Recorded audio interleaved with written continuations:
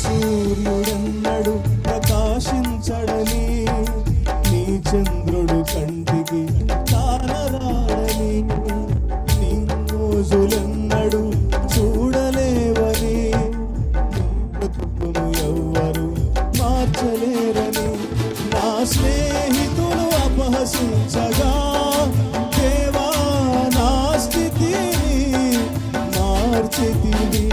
నా స్నేహితులు అపహసించగా, దేవా నా స్థితిని మార్చితివి. కోల్పోయిన సమస్తమును